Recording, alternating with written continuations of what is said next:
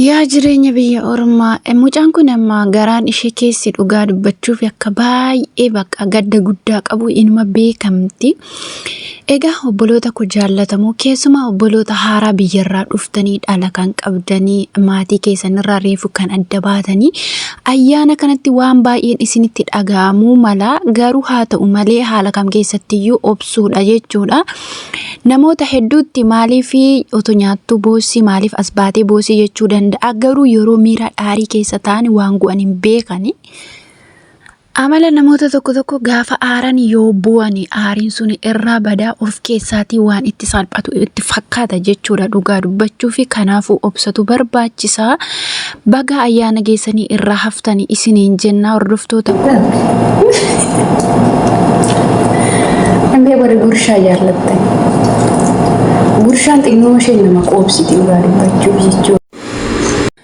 Egaa haalli jireenya biyya ormaa wal namaaf hin qixxaatu isa tokkotti tolaa isa tokkotti hammaataadha. Anaaf dhugaa waa'ee nyaataaf dhugaatii guyyaa ayyaana homaa tokko natti hin fakkaatu jechuudha. Dhugaa isa waaqayyoof waaqa jiraata. Anaan jechuudha kan na gammachiisu yeroo ayyaana irra caalaatti kan na gammachiisu maalidha isinitti fakkaata? Maatii koof dawwalee waliin haasa'uudha jechuudha. Maal gooreeka? Jireenyichuma. Atama sin aarsu sin oroo bilbila sidiidu.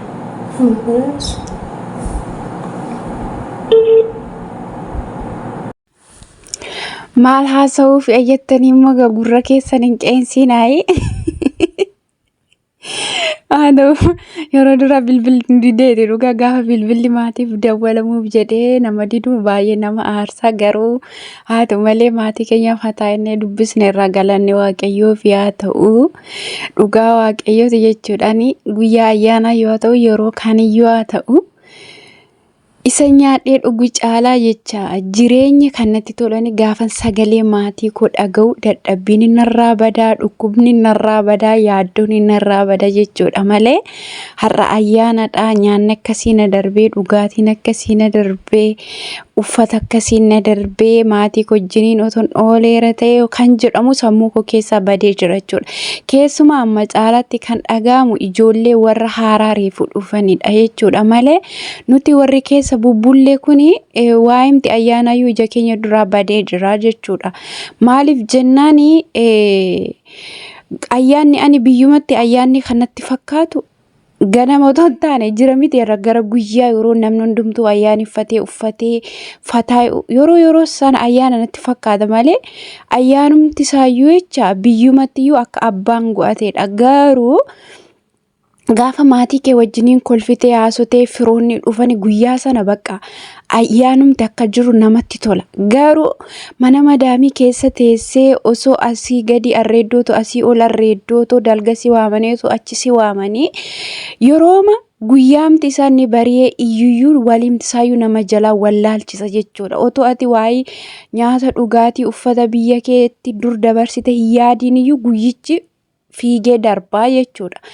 Kanaaf walumaa galatti sammuu keenya jireenya sakaleessa maatii keenya waliin dabarsaa turree isa ayyaanatti wayyaa uffachaa turree isa ayyaanatti ijoollee keenyaaf gochaa turree yaannee dhiphachuu otoo hin taane guyyaan kun hin darbaa jennee obsinee of amansiisuudha.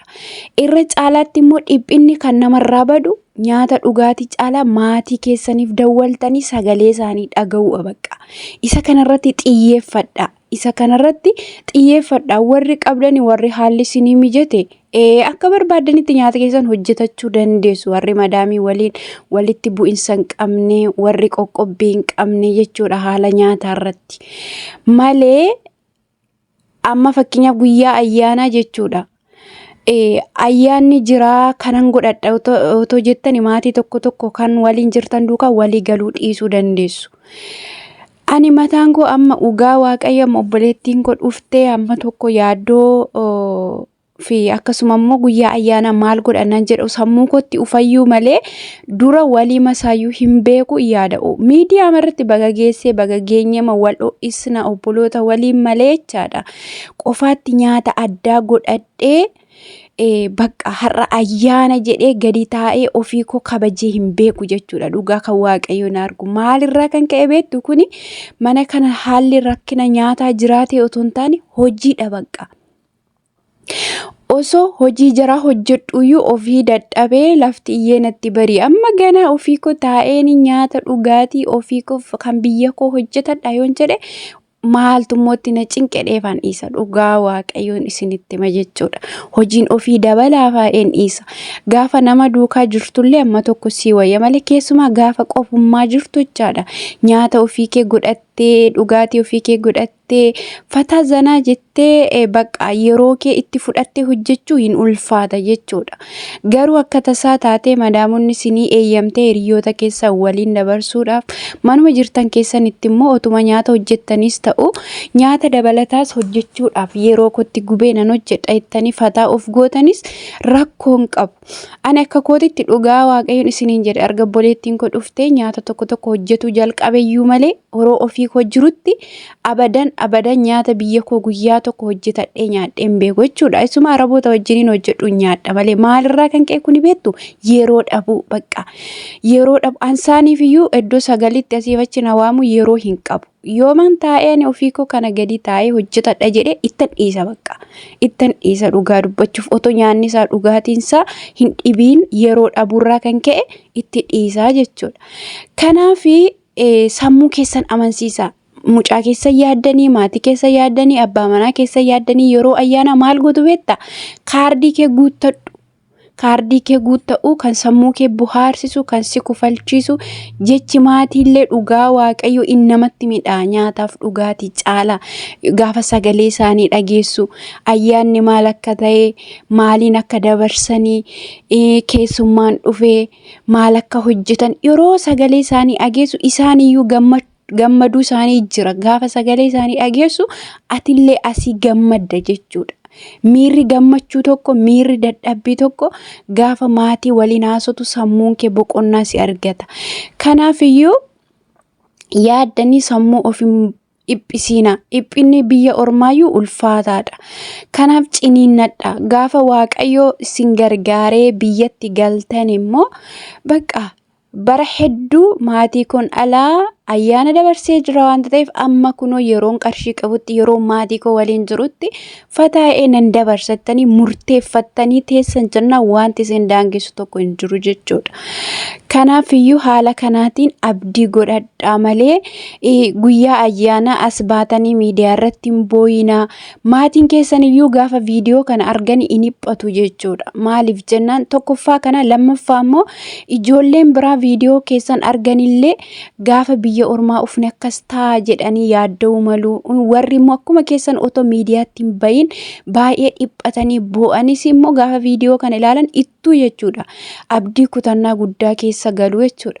Kanaaf rakkinni keenya achumatti ofuma keenya damdamannee dhoksannee maatii keenyas ofis gammachiisuu qabna malee wanta hundumaa jechaadha. Rakkinaas nyaatas dhugaatii keessatti wanta nu mudatu miidiyaatti baanee abdii kutachuu miti obboloota qobsa godhachuudha. Hundisaayyuu hin darba bakka hundisaayyuu hin darba. Amma ofii keenya biyya Arabaa dhufne la maatii keenya dhiifne ofii keenya biyya Arabaa dhufne jechuudha. Anamma jechuudha obboleettii koo kana waliin gaafan sagalee maatii koo haala kanaatiin dhaga'ee haasa'u baay'een gammada baay'een kolfachaadha dhugaa. Maaliif jennaan waayini biyya ormaa keessatti rakkinni ija koo duran dhufu qofummaan ayyaana ija koo duran dhufu jechaadha. Yeroo kana gammachuudhaan maatii koo waliin gaafa haasa'u miira addaan natti dhaga'amaa jechuudha.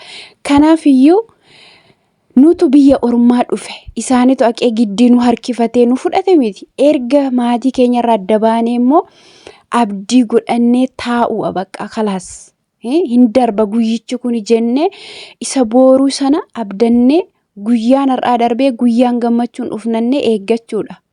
malee akka madaamonni dhuftee biyya Arabaa kanatti nu hiitee akka mana keenya maatii keenya irraa harkistee adda nu baastetti akka nama du'atti qophaa'etti abdii kutannee boo'u miti.